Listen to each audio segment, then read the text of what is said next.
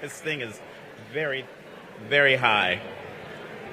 Good evening and welcome to the March on Washington Film Festival Awards Gala. It is an absolute honor to be here with you tonight as we celebrate two extraordinary individuals who have dedicated their lives to the pursuit of justice, equality, and civil rights. Tonight, we gather not only to acknowledge their remarkable contributions, but also to recognize the enduring spirit of the movement. We remember those who came before us, whose sacrifices paved the way for the progress we continue to fight for today, and we honor their legacy by lifting up those who carry the torch forward, blazing a trail towards a more equitable and inclusive future. Our honorees this evening, the Reverend Al Sharpton and Senator Reverend Rafael Warnock.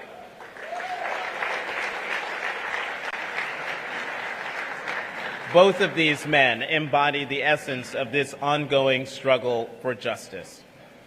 They have been unwavering champions for social justice, advocates for the marginalized, and voices for those who have long been silenced. As we embark on the 11th annual March on Washington Film Festival, let us not forget the words of the great Dr. Martin Luther King Jr., who reminded us that the arc of the moral universe is long, but it bends towards justice. The festival endeavors to bend that arc a little further each day by amplifying the stories of the civil rights movement and exposing them to a broad and ever-growing audience. Let's take a look back at the festival's history, but more importantly, at the work happening now to push us into the future. The mission of the March on Washington Film Festival is to tell the mistold and untold stories of the civil rights movement, particularly the movement from the mid-1950s to the late 1960s.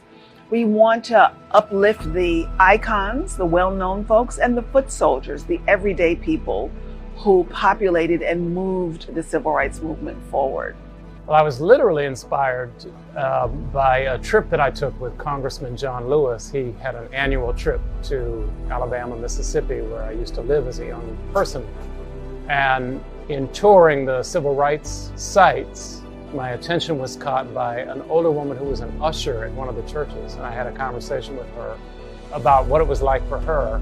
And it got me thinking that change is made by thousands of people, not just icons. And we decided to show films about the battle soldiers, the sort of the rank and file citizens who come together and make change. That was the inspiration. Our history is consciously mistold, and we have to really fight and come together to create platforms so that people who know our history can have more honest conversations. And in this case, it's through art and narrative form. Since the founding of the festival, we have expanded on what we do as an organization. So we have year-round events. We have our annual big festival in the fall. We do events every month or so around either an author or a film or a theme, like February, African American History Month, March, Women's History Month, etc. We also have a student and emerging filmmaker competition so that we encourage emerging filmmakers and student filmmakers who are addressing issues around civil rights or social justice to share their short films. This year, we're starting a new program called Imagining Equity, where we help high school students, juniors and seniors, and their teachers use their phones to create social justice films. One of the things I think is unique about our festival is that we incorporate the visual and performing arts along with scholarship. So it's more than films and more than panels. We do virtual presentations. We have people speak on a particular subject. We have had art exhibits and spoken word performances and dance. We've put together musical performances around some of the important and unknown history of the movement. We let storytellers be storytellers. The world is filled with people with a story. We all have a story. So we rely on people from all over the country, in fact all over the world now, to come tell us their story, and our job is to find the resources and the infrastructure and the audience so that they can connect and tell that story. Our history needs to be told accurately, and the March on Washington Festival is an important platform to do that.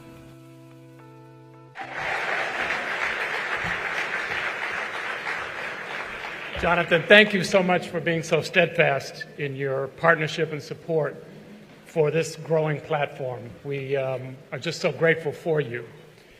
So our history in so much of this nation is purposefully mistold, and it has been for most of our history. When the festival formed 10 years ago, it was created as a platform to give storytellers, particularly young people, an opportunity to tell their stories and connect with audiences. We didn't know that we would see a resurgence, an organized effort to fight back and to double down on the desire to tell our history inaccurately. So we're just so grateful. We're just so grateful that so many come together to support artists, storytellers, directors, producers, young people with something to say about our past and connecting it to our future. I wore my cute glasses, which means I have no idea what my notes are. I was told not to do that. So you see the front end of the festival, the programming and the films. Last night, Amazon did a sneak of an amazing film, Silver Dollar Road, about a tenacious family in North Carolina and how their property is threatened by unclear title, but also the forces of, quote, development, end quote. Saturday night at Duke Ellington, you will hear preachers explain to us the different things we're going to learn, things I shouldn't be talking about because I don't know anything about, but homiletics. And we're going to hear Yolanda Adams sing. And you're going to see, you're going to correct me when you come up, I'm so sorry. Can't see and I can't hear. 32 programs, beautifully curated. But let me tell you a little bit about the back end, what you don't see about the March on Washington Festival. It's the student engagement, it's the student training, it's the student and emerging film competition, it's the workshops for those who want to get into the industry and connecting the talent with distribution. And then it's some fairly dramatic stuff. The mayor of Montgomery, Alabama, the only African-American mayor in that city's 240-year history, wants to rename Jefferson Davis Boulevard for attorney Fred Gregg. He wants to rename other Confederate general streets for Claudette Colvin and Rosa Parks. And he does that with the city council's authority, and the Attorney General of Alabama sues him under a law in Alabama that says you can't change a monument at the local level that's been there more than 40 years. And we helped on that, offering advice to the mayor. We don't do politics, we don't do lobbying, but we can talk about communications and we can connect someone like that to people who know what they're doing. Claudette Colvin's family reached out to us. All of these years, she has carried a felony record for violating the then Jim Crow law. And we worked with attorneys and the media in Alabama to get her an expungement.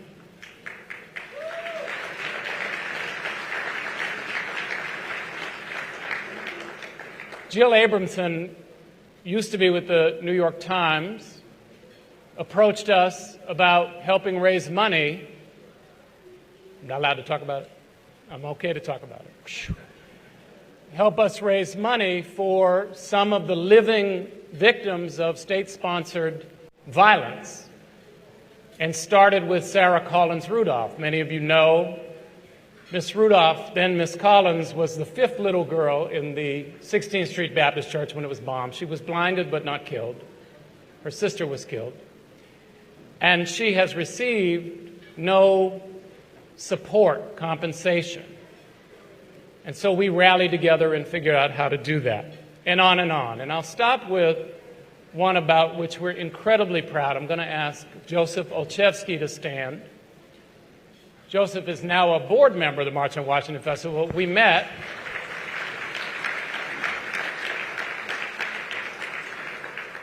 Joseph was doing work with the family, the surviving family of Emmett Till and Mamie Till Mobley, and helping get a national designation, which President Biden did this year, of sites in Chicago and Mississippi.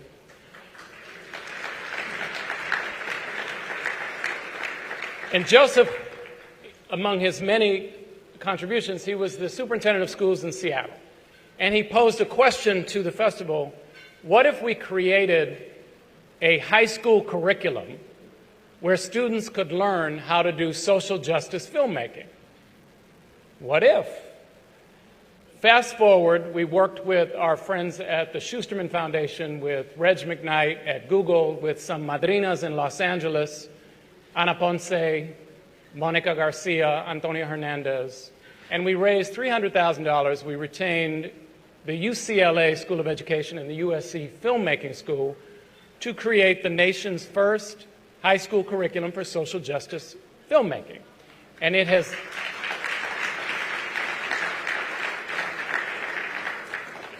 There are, as we speak, 200 high school students in Los Angeles in the country's first year, 3 or 4 area high schools in Los Angeles.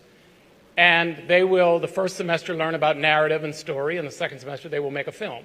Our goal is to have this program nationwide, that there will be tens of thousands of 10th, 11th, and 12th graders trained in capturing the story that they want to tell. And we think that's transformative. We also think it's expensive. We have a budget of $1.6 million. I was just speaking to the bishop of the National Cathedral about this part of the job, raising money. It ain't easy.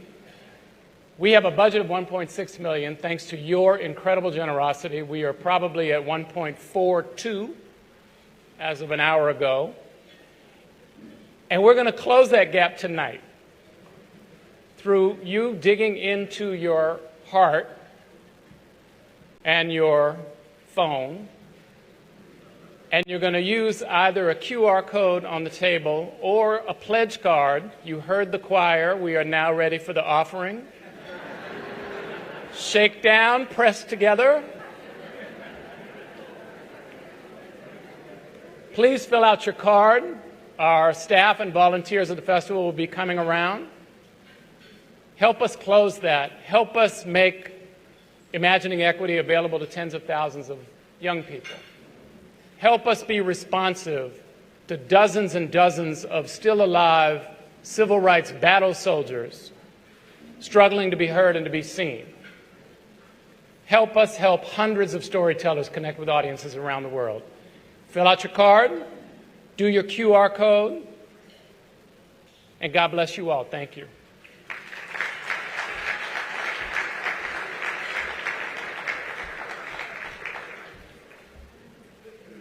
Okay, so I am just realizing that those are collection plates on the table where you have to see your your table number.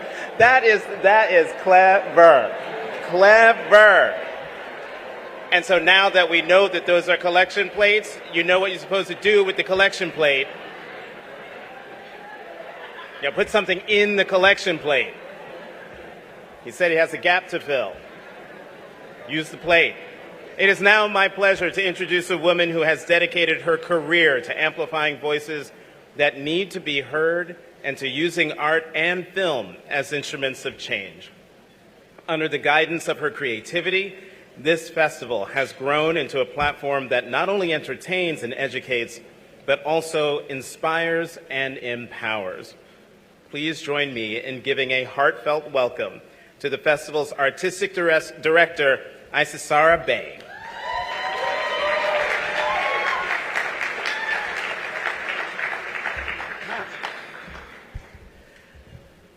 Giving praise to the source of all life and honor to the 7 directions, north, south, east, west, above, below, and within. And to the cycle of life of African ancestral peoples, those who've gone on before, those living and those yet to be born. Because they were, we are. Because we are, they will be. Robert has told you about how this festival came into being, about our mission to reawaken history into a living presence now and into the future, and about some of the programs we have initiated to do so. Another project we launched this year for the festival is a collaboration with the Duke Ellington School of the Arts. The Dessa family is over there. Besides being our venue for our Saturday night program, Pulpits, Protest, and Power, the live event, we are producing 2 other arts education activities in the school this week. Tomorrow, the student body will have a private screening of the new documentary Going to Mars, the Nikki Giovanni Project, on the life of the noted poet, activist, scholar, and our 2019 March on Washington Lifetime Legacy Award recipient. It will be a school-wide assembly. And throughout the day, tomorrow and Friday, Dessa students will view 3 virtual and augmented reality pieces and meet their creators in our pop-up VR salon. The first thing the administration requested when we broached the idea of embedding into their school is that we afford their students as many opportunities as possible to participate in the production of our proposed activities. The faculty and staff dedication to the students and their pride in them is infectious, and we were eager to comply. So between the school's jazz band performing at our reception on Saturday night, the concert choir performing in the show, and others serving as production and stage assistants from load-in to breakdown, scores of Dessa students will have participated in a meaningful way. Thank you, Principal Sandy Logan, and the members of your administrative staff and board who are here this evening for this powerful partnership, which promises to be the first of many.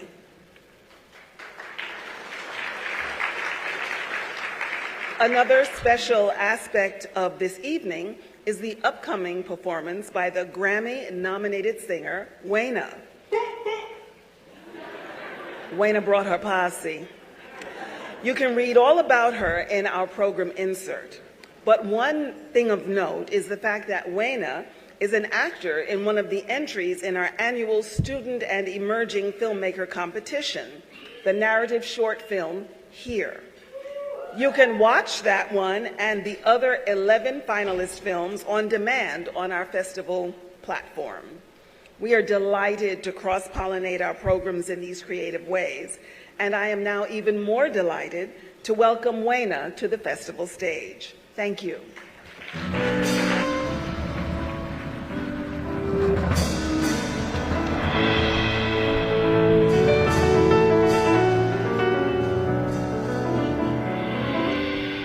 Such a pleasure to be here. I am representing the short film Here, which is about a young girl named Maskarem, an Ethiopian girl, who on the first day of school comes to class ready for a brand new school year, brand new pencil set, brand new braids, brand new book bag, and she encounters what most immigrant children dread, roll call. And that's because the teacher mangles her name. Maskarem is nicknamed by her teacher M. Now, while I play Maskarem's mom in the film, it was not unlike my experience growing up as an Ethiopian immigrant. In fact, a lot of times I was renamed Wayna Bwondosen to Wonder Woman, to Wanda or Wendy, a lot of different nicknames. And you know what? If I could sing a social change song for that 9-year-old girl, this is what it would be.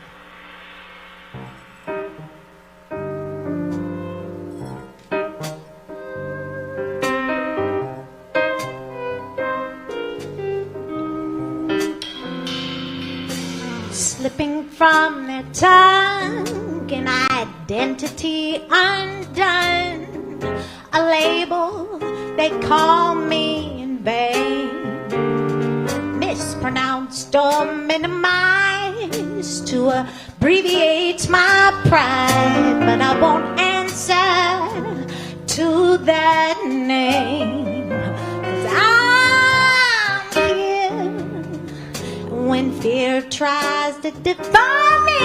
My name, it reminds me I'm here. No, it isn't all the same. There's only one I'll ever claim, and I won't answer to that name. No, I won't answer to that name. They may spit and scrutinize, ooh, me and eyes, but I know from where I came, and as long as I'm alive, I hold my head up high, and I live to my name, for I'm here when fear tries to define me. My name, it reminds me I'm here. No, it isn't all the same. There's only one I'll ever claim, and I won't answer to that name.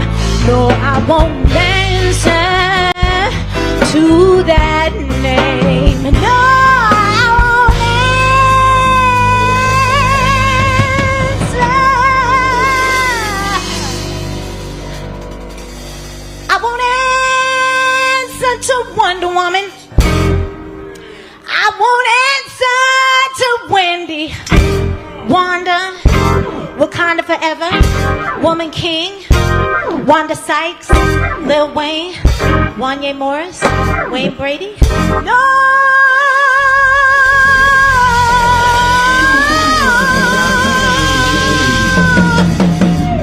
I'll only answer to what my mother, Titanic, Anna Shaman, you named me.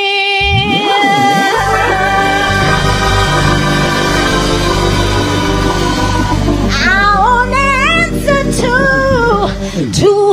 my name.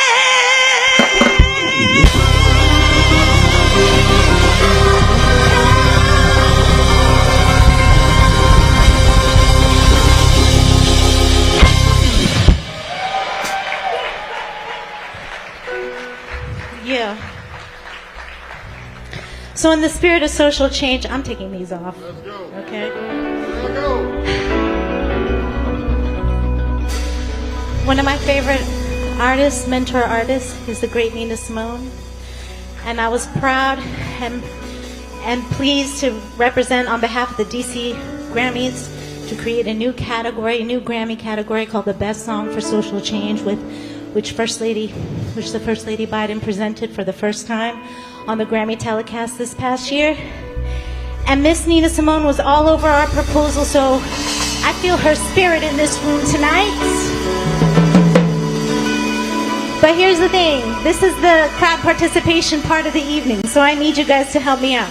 2 sections, okay? You're gonna clap, and it's gonna be Sina.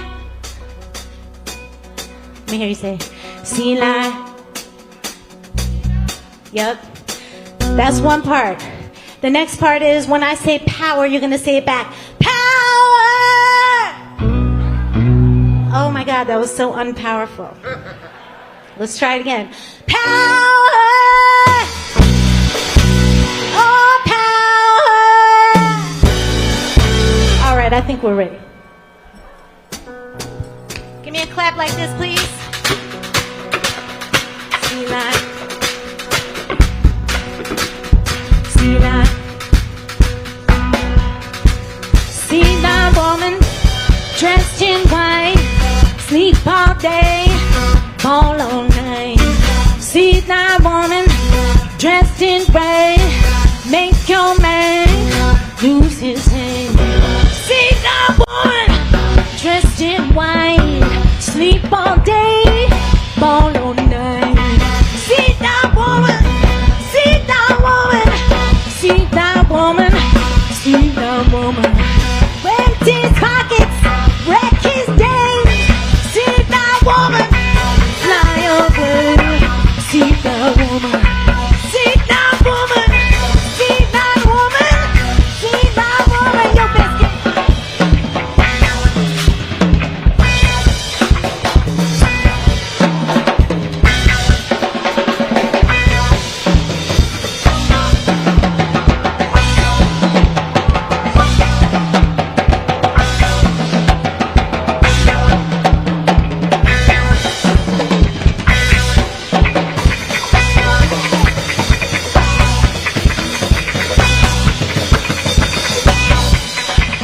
Empty his pockets and wreck his days. See that woman, won't you fly away? See that woman, see that woman, see that woman, see that woman. Empty his pockets, wreck his days. See that woman, fly away. See that woman, see that woman, see that woman, see that woman, see that woman, see that woman, see that woman, see that woman, see that woman, see that woman, see that woman.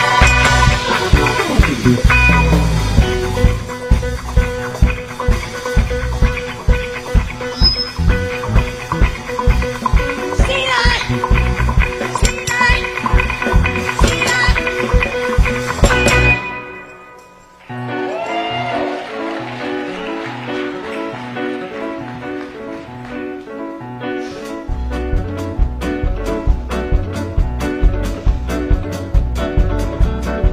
I don't think we need a serial Cinnamon in the White House. What do you guys think?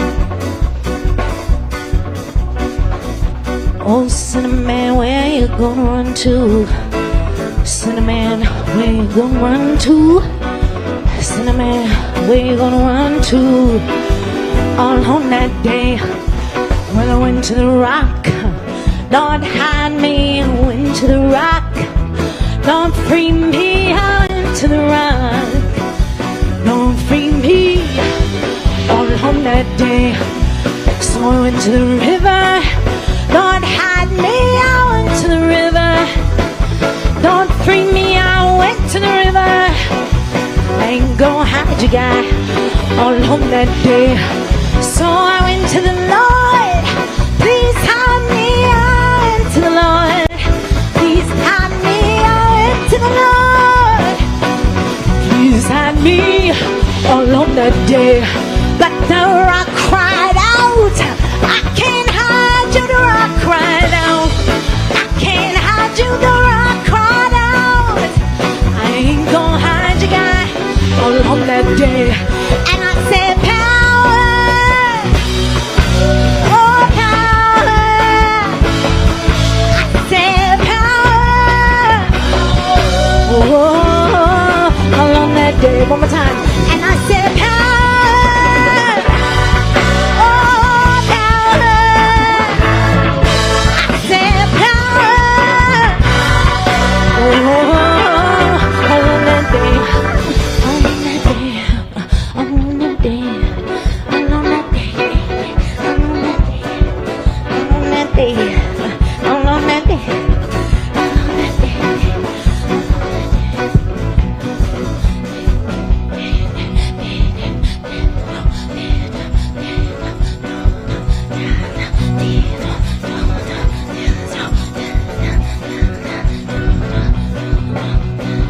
That Cinnamon still free. His soul blacker than me, but he stand tall like a tree. No shame, name in infamy. He hide behind crooked cops. He hide behind Jello pops. He hide behind hair dye, hairline going drip, drip, drop. He hide in Hollywood lights, behind dreams of award nights. He even hide in plain sight, shoot a man on Fifth Ave, right? He hide behind who he say, heroes who misbehave, who took the lie to their grave while we cheer and look the other way. Cinnamon, sin as you might, but your soul put up a good fight. That hole closed for a night, open the next day looking for more prey. Cinnamon don't matter now, in the end all heads bow. Not gotta forgive somehow, or I'll be the new Cinnamon. Wow, Cinnamon you won't make a, Cinnamon you won't make a, Cinnamon you won't make a sinner out of me. Oh no, Cinnamon you won't make a, Cinnamon you won't make a, Cinnamon you won't make a sinner out of me. I cry right, no matter when you rock, you see that I need you right. Oh, that day, and I cry power, oh power, I cry power, oh that day. One more time, I said power, come on, power, I cry power, oh, all on that day, all on that day, all on that day, all on that day, all on that day, all on that day, all on that day, all on that day. No.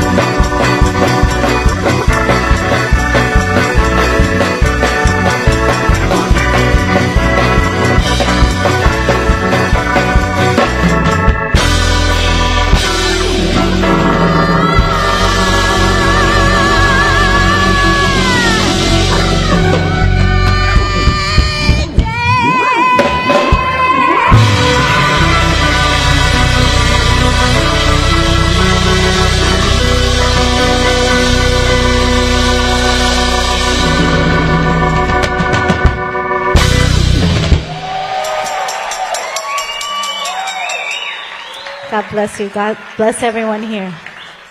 Thank you so much. Have a beautiful evening.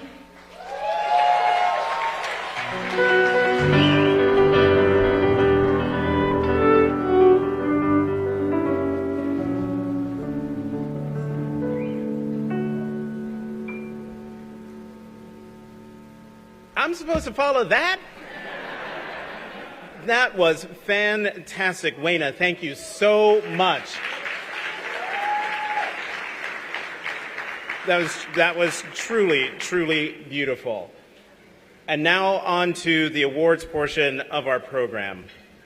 The March On Awards were created to celebrate singular individuals and organizations whose mission is centered on the protection of civil rights and the advancement of social justice.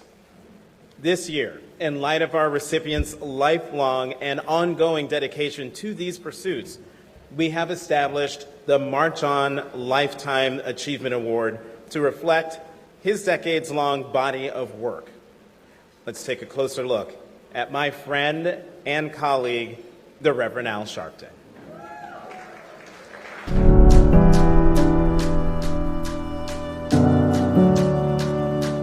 As one of the preeminent civil rights leaders of our time, Reverend Al Sharpton has been a steadfast presence in the public eye for over 5 decades to help advance a mission of equality and racial justice in society. No justice. No justice. No justice. Born in the Brownsville neighborhood of Brooklyn in October 1954, Alfred Charles Sharpton Jr. has always gravitated to engaging others and getting involved in the issues of the day. Sharpton is a Baptist minister who preached his first sermon at the age of 4 and toured with gospel singer Mahalia Jackson. In 1969, Sharpton was appointed by Jesse Jackson to serve as youth director of the New York City branch of Operation Breadbasket, a group that focused on job creation for African Americans. In 1971, he founded the National Youth Movement, and with the help of James Brown and other prominent activists, he worked to empower impoverished inner-city youths.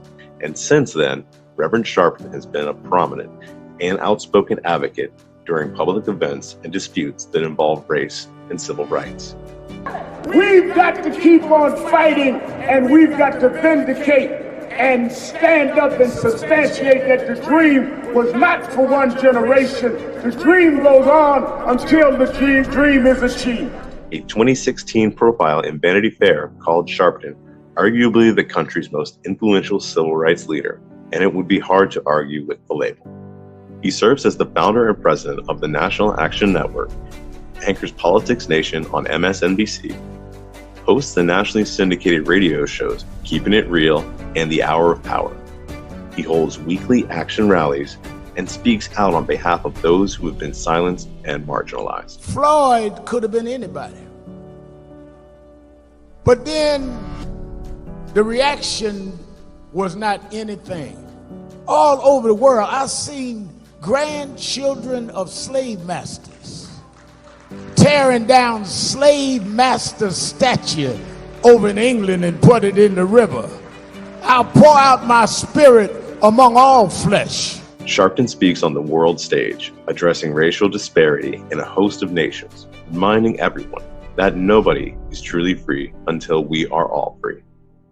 This year, the March On Lifetime Achievement Award is presented to Reverend Al Sharpton to recognize a lifelong and ongoing dedication to the pursuit of social justice and a more equitable world.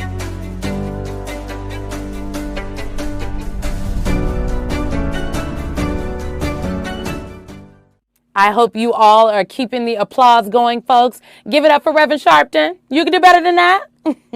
My name is Simone Sanders Townsend, and one of the greatest honors that I've had in my little life thus far is to precede the Rev every weekend on MSNBC. From day one, I made sure to introduce Reverend Sharpton as the great Reverend Al Sharpton because anything less just didn't feel sufficient. I often talk about radical revolutionaries, and they have many traits, but most importantly, radical revolutionaries are strategic. They are risk takers. They stand in the gap for others, and radical revolutionaries are willing to take on not just their adversaries, but also their allies. Reverend Sharpton embodies this like no other leader that I know. I have personally watched him hold presidents and aspiring presidents accountable. I have witnessed him speak clearly and without hesitation about the plight of Black people in rooms where no one else would dare say our names. I have seen the Rev uplift and push young people, especially young Black women, to the forefront and ask us to lead. Reverend Sharpton shows up when the cameras are not there, and then he comes back with the cameras because he understands the power of the press. The Rev has cemented himself as the advocate for Black families who are seeking justice and peace in the wake of violence and countless incidents that highlight systemic racism. And that's not just me saying it. The Washington Post actually wrote that in 2020. Rev is a radical revolutionary that so viscerally understands his lane. And his radical commitment to the movement is inspiring to me.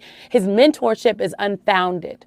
Thank you, Rev, for keeping the pressure on all of us. It is your dedication to the cause of civil rights and social justice for well over 65 years that made the March on Washington Film Festival create a new award. Rev is a trailblazer, y'all. Seriously, Reverend Sharpton is amazing. And the work he continues to do, it is hard. It is taxing. The work is dangerous. Every time he puts himself out there on behalf of a family that others have overlooked, he is doing so at great personal risk. Rev is a reminder that there is always more each of us can do. I love Rev so much. I'm so sorry I'm not there with you all in person to give these words, but your girl is working tonight on set in New York, and I also know Rev is working. But Ashley, my sister in the movement and Reverend Sharpton's daughter, is there to accept this award on his behalf. So please, everyone, stand to your feet and give a resounding round of applause for the March on Washington Film Festival's 2023 March on Lifetime Achievement Award recipient, the great Reverend Al Sharpton. The great Reverend Al Sharpton.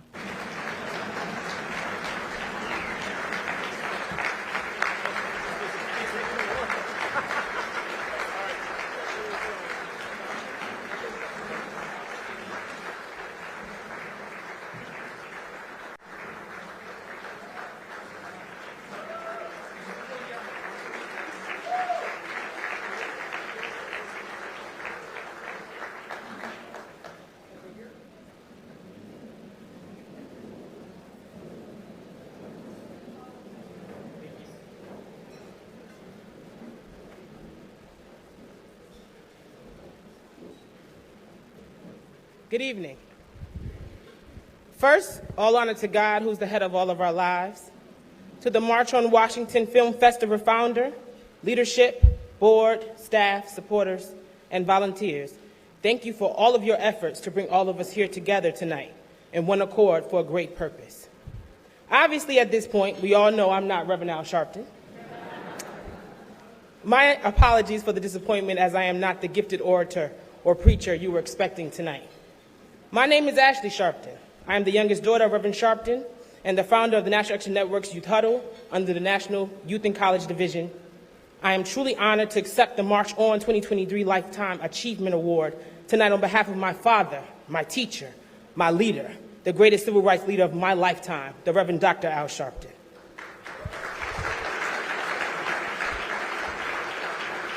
Rev sends his regards, love, and gratitude along with his regrets for not being able to join us in DC tonight for this amazing event because of commitments that he couldn't get out of. The March on Washington Film Festival holds a special place in our hearts because of the remarkable work it does in preserving the legacy of those who have fought tirelessly for civil rights and equality. This festival serves as a beacon of hope, reminding us of the transformative power of collective action, just as the original March on Washington did. Today, I come not only to accept an award, but because it is now required for me to show up and take space in and for my generation and those to follow. It is required for me to show up because my father hasn't stopped showing up for our people since I was born 36 years ago. When or if he ever should choose to rest, I want him and his counterparts to trust that we will hold the line and carry the banner forward. Ladies and gentlemen, tonight we gather not just to celebrate achievements and honor excellence like Reverend Dr. Al Sharpton and Senator Warnock, but to confront the stark realities that our underserved and minority communities face. As we gather here, we reflect upon the historic March on Washington and the indomitable spirit of Reverend Dr. Martin Luther King Jr., whose legacy my father has dedicated his life to upholding. Reverend Sharpton has not only been a steward of Dr. King's dream, but also a bridge between generations, working closely with the King family, Martin Luther King III, and the Drum Major Institute in convening the 2023 March on Washington this past August, which many of you attended. Our journey is far from over.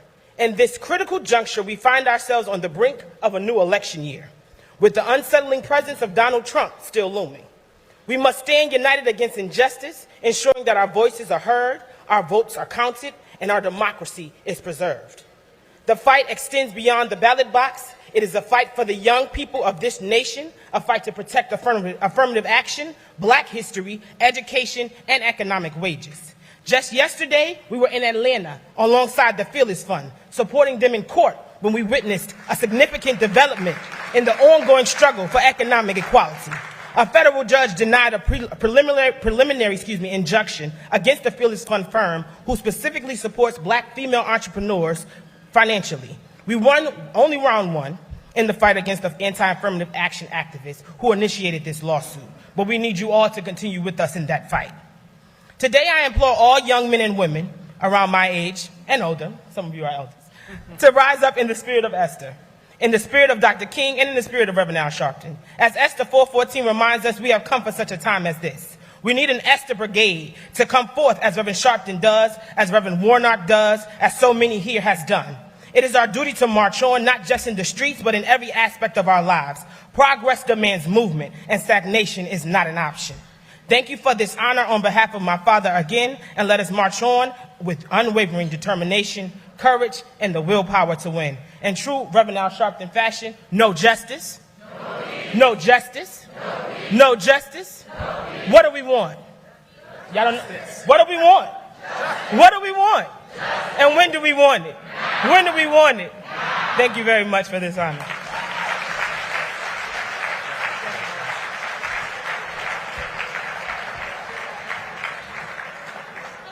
I have known Ashley since she was a little girl, and you just heard she is definitely her father's daughter, but she is definitely her own person. Ashley Sharpton, thank you very much for your stirring words. And again, congratulations to Reverend Al for this much-deserved honor. The John Robert Lewis Lifetime Legacy Award is presented each year to an individual whose life's work has embodied the grace and quiet determination of the award's namesake. From the historic pulpit at the Ebenezer Baptist Church, our honoree has led by example and now serves the great state of Georgia with urgent purpose.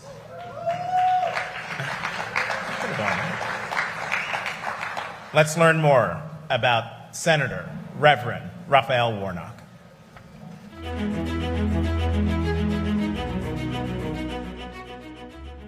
Many people got to know the name of Reverend Raphael Warnock when he was elected to the United States Senate in January of 2021. But his dedication to advocacy and leadership stretches back much further. Senator Reverend Raphael Warnock grew up in Caton Homes Public Housing in Savannah. He was born one of 12 brothers and sisters and raised in coastal Georgia. Warnock is a proud graduate of Morehouse College, and after graduating, he went on to earn a PhD and begin his career ordained in the ministry. For over 16 years, Senator Reverend Warnock has served as senior pastor at Ebenezer Baptist Church in Atlanta, the former pulpit of Reverend Dr. Martin Luther King Jr. Said you got to go, boy, and tap into that faith that they taught you about at Ebenezer Church, that faith that your daddy used to preach about. And by faith, he left the comfort of a pulpit and made the whole world his parish. By faith, he taught us to meet brute force with soul force, to harness indignation to discipline, to protest with the creative weapon of love and nonviolence. By faith, he dreamed a dream for America until America could grow up enough to dream that same dream for itself. Senator Reverend Warnock has been a determined champion to help others. His political career grew out of his leadership to help expand Medicaid in Georgia and his efforts to empower low-income communities around the state. Warnock has been tireless in his efforts to support healthcare access, abortion rights, gay marriage, and he has been a vocal supporter of the John Lewis Voting Rights Act. Congressman Lewis believed, as I do, that democracy is not just a political thing. It is really the political enactment of a spiritual idea. This idea that all of us have within us a spark of the divine. Therefore, we ought to have a voice in the direction of our country and our destiny within it. The senator serves on committees dealing with agriculture, nutrition, banking, housing, science, and transportation. The senator proudly stands in support of policies to help women, veterans, immigrants, and anyone in need. The John Robert Lewis Lifetime Legacy Award is presented to Senator Reverend Raphael Warnock, celebrating a life's work to advance the dignity of all people, no matter their circumstance.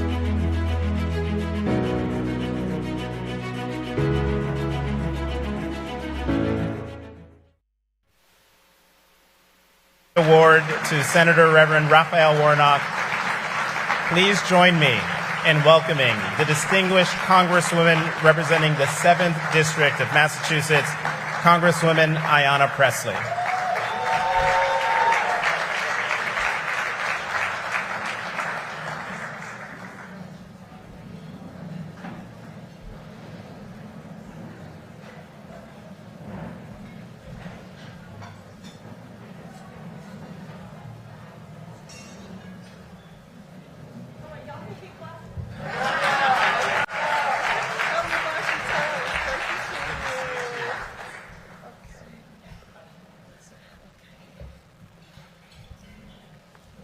right, well, good evening, everyone. Good evening, family. Good evening, movement family. And thank you to the March on Washington Film Festival and everyone who made tonight possible. I do want to take a moment of personal privilege as someone who long before I was in politics worked banquets waitstaff for 6 years. And I know what it is to be a part of an invisible workforce. So if you would please honor our waitstaff for the evening.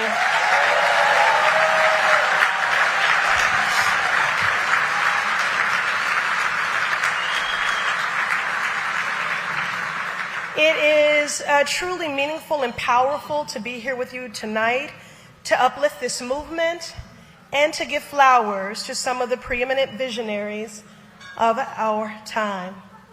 I also want to thank our ASL interpreter. Doing a beautiful job. Thank you.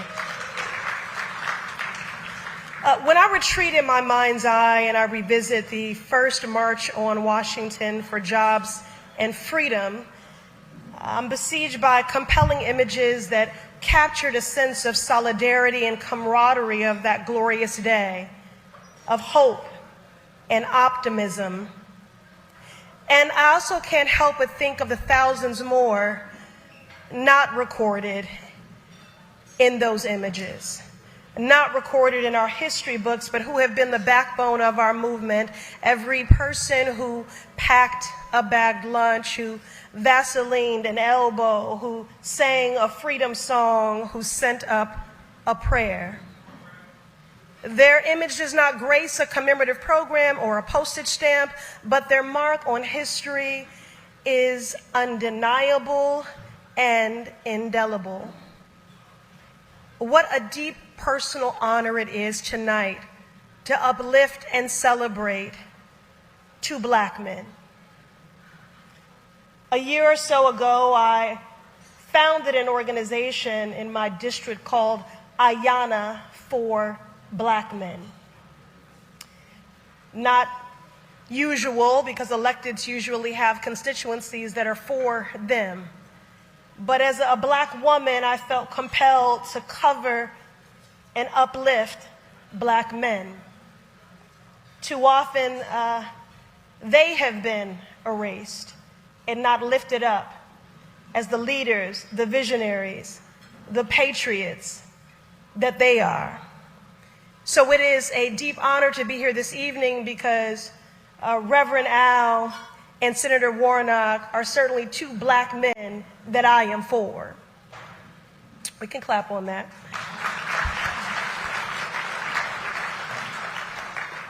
They move with the steadiness of men of faith, with moving mountains with the faith of a mustard seed. They were toiling in this vineyard long before their titles and their names were household ones. I know that Reverend Al is not here physically tonight, but I do just want to take a moment to acknowledge him and congratulate him on his award. He is truly an institution and an inspiration, and I am grateful for his faithfulness, his vigilance, his stamina, and that he is an unapologetic and righteous, truth-telling Black man. It is my great honor and privilege to say a few words about my indomitable partner in good, in Georgia's United States Senator, Reverend Rafael Warnock.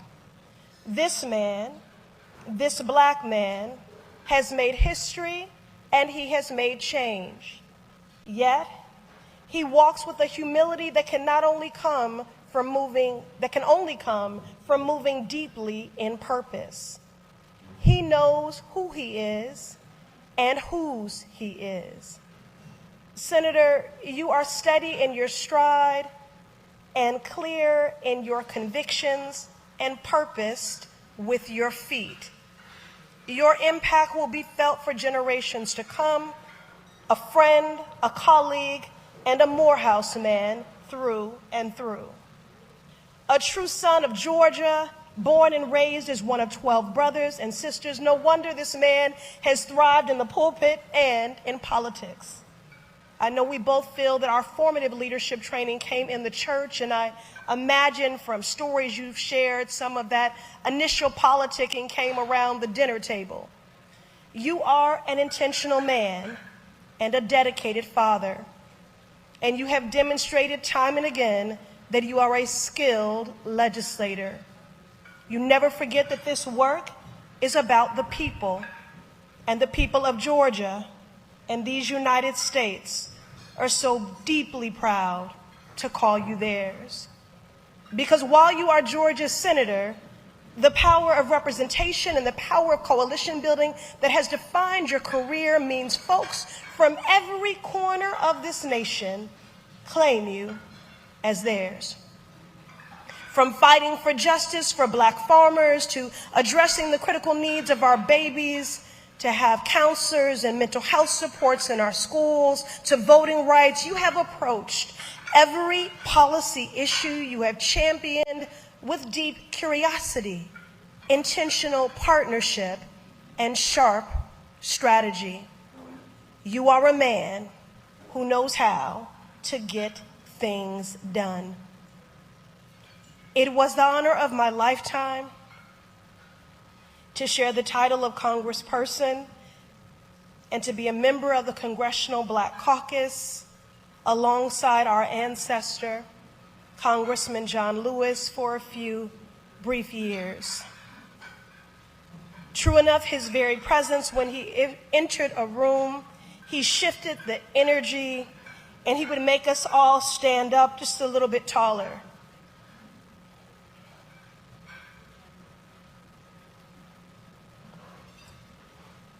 Proud of our shared history and cognizant that each time we walk the halls of Congress, our very existence was disruptive, historic, and deeply needed. Raphael, I know Congressman Lewis would be so deeply proud to see you receive this award that bears his name. It is a beautiful thing to be a faithful descendant, but it is still a better thing to be a disruptive ancestor who fights for our people and for the great-great-grandbabies we'll never meet, doing the work now of delivering a love letter to future generations. Raphael, I know that in your lifetime you will continue to carry that torch, to pursue justice for our people, to stand up for what you believe in. Ladies and gentlemen, family, it is my great honor to present this award to Senator Rafael Warnock.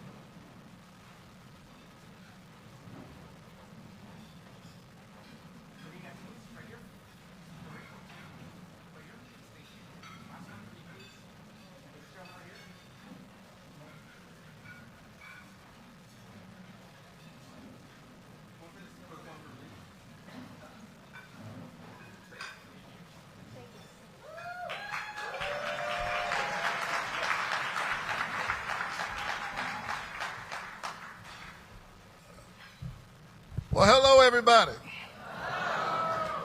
I'm a Baptist preacher. Talk back to me. Hello, everybody. Thank you so very much. It's wonderful to be here.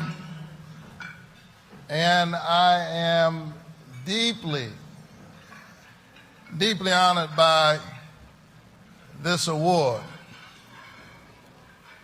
I speak in a lot of places, but it's hard to compete with dessert.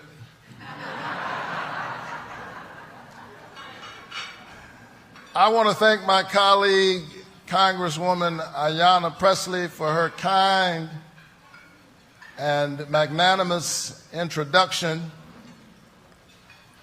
I think she was a little bit too generous. The only time I remember receiving a more generous introduction. The person who was supposed to introduce me didn't show up. And so I had to introduce myself. I'm grateful to her, grateful to my friend and brother, Jonathan Capehart. Give him a great big round of applause.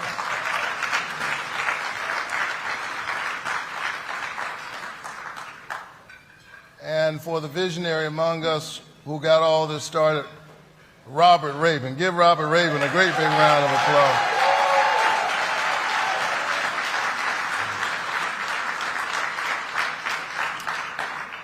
I have a confession to make. I am always nervous when I'm on the same program with Reverend Al Sharpton. And that's because when Reverend Al and I are together on the same program, often we're on our way to jail.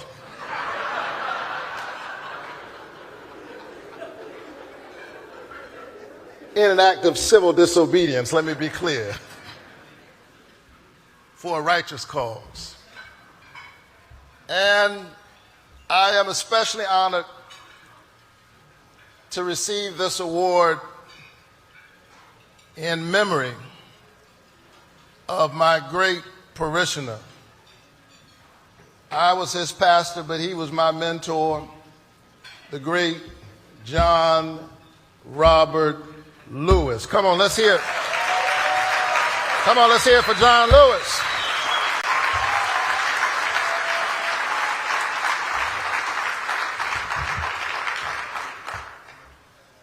March on Washington Film Festival, Robert Raven and others, thank you for this honor. And I have to tell you that I especially love this year's theme. Pulpits, protest and power. Now, you walking down my street. I like that. Because the truth is, the movement embodied in the March on Washington, the freedom movement emerged from America's Freedom Church. Albert J. Rabbitoe, that great scholar of African American religion, wrote that classic book, 1979, Slave Religion. Said that the difference between the slave master's religion and the slave's religion was wide and deep. Called by the same name, but he said the difference was wide and deep. Howard Thurman said, by some amazing but vastly creative spirituality, the slave undertook the redemption of a religion that the master had profaned in his midst. In other words, they gave us the blues and we made music. They gave us scraps and we made soul food. They gave us the Bible and pointed to Ephesians where it says, slaves, obey your masters. Our ancestors could barely read, and yet they took the Bible and somehow stumbled into Exodus where God told Moses to tell Pharaoh to let my people go.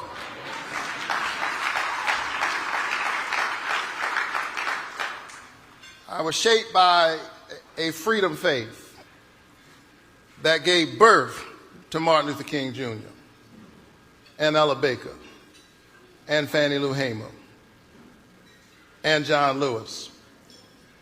And so I accept this award in memory of them and all that they represented. And I carry it not as a crown on my head, but a crown above my head that I am being challenged to grow tall enough to wear. These are tough times, but we're all called to keep the faith and to keep fighting for the highest and the best in the American dream. To channel our pain into power,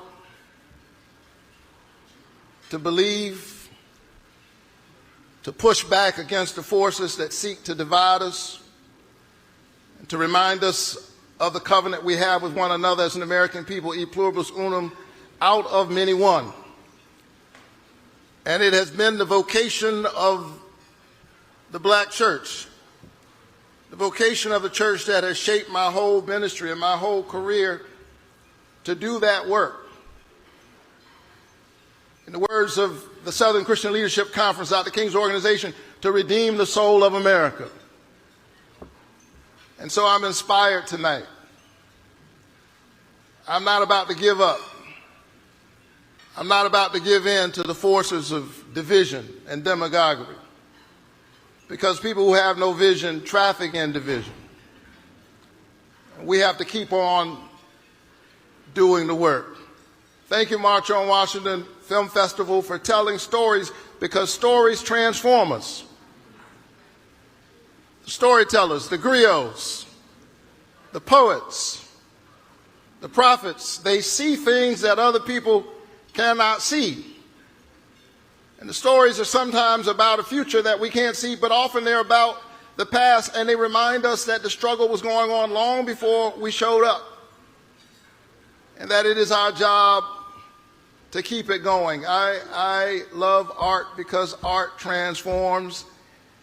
And on this year in which we celebrate the 50th anniversary of hip hop,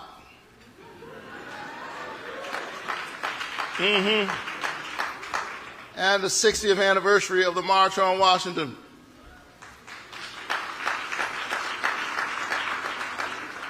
we are encouraged in these dark days to know that the light shines through the darkness, and the darkness overcometh it not.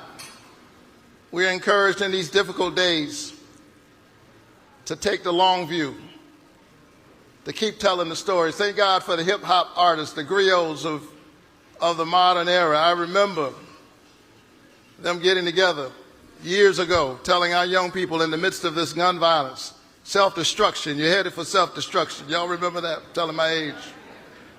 And then came Public Enemy, talking about fight the power. And even before that, my man Grandmaster Flash telling our stories. Don't push me because I'm close to the edge.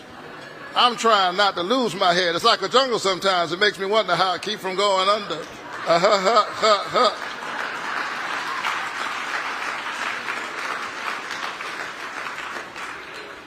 These stories encourage us to keep fighting, to keep the long view. And so thank you so very much.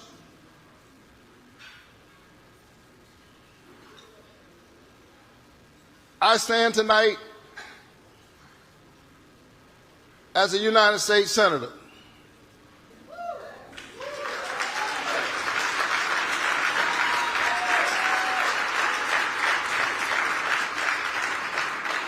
And I often remind people that I'm not a senator who used to be a pastor. I'm a pastor in the Senate.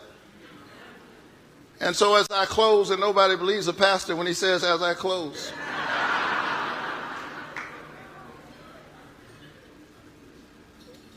I'm reminded that when I was born a year after Dr. King's death, Georgia was represented by two effective senators. They were good at bringing good things home for Georgia, but they were arch segregationists. One of them said, we love the Negro in his place, and his place is at the back door. Well, now I sit in his seat.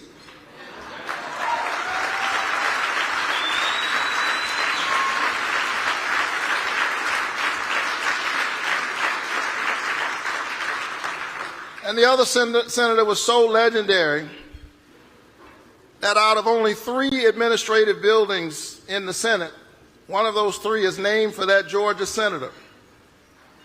And after I won my 5th election in 3 years, they said to me, Senator, you moved up a little bit in seniority. You can get another office, a bigger office. Matter of fact, you can move to one of the other 2 Senate buildings if you like. I said to them, I'll take a larger office. My staff could use more space. But I'm not going to move to those other two Senate buildings. I want you to leave me right here in this building named for this Georgia senator, because I understand prophetic irony. No, leave me in this building named after that Georgia senator, because his statue is in the rotunda of this building right down the hall from my office. And every now and then on my way to my office, I get to look back at that statue. And in the words of one great hip-hop artist, I get to say, "How you like me now?" God bless you. Keep the faith.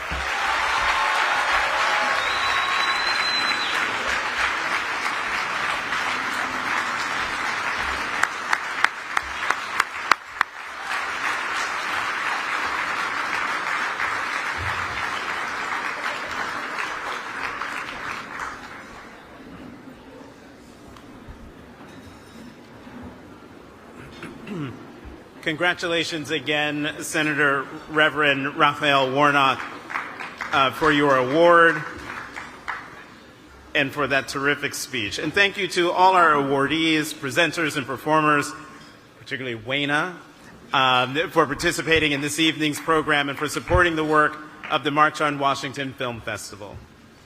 Though the gala might be drawing to a close, the festival is just underway. We hope you're able to experience all that the festival has to offer this year, and I encourage you to sign up for your festival passes if you haven't already.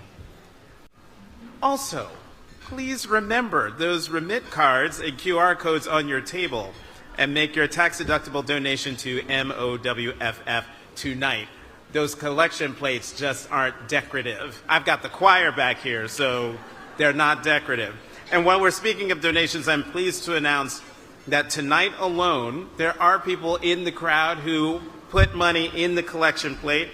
Friends here, folks joining online have contributed an additional $27,500 to the festival's cause. Thank you for your unfailing generosity. Hey.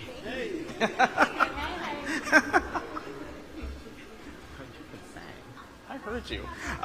Thank you. I'm sorry, I'm talking to the choir. Thank you all for being here tonight to celebrate the power of film and the enduring legacy of the March on Washington. Let's ensure that the stories we tell and the actions we take honor the past as we shape a brighter future together. And finally, to close us out, I am pleased to welcome back the folks who are standing right behind me back to the stage, the Shiloh Baptist Church Gospel Choir.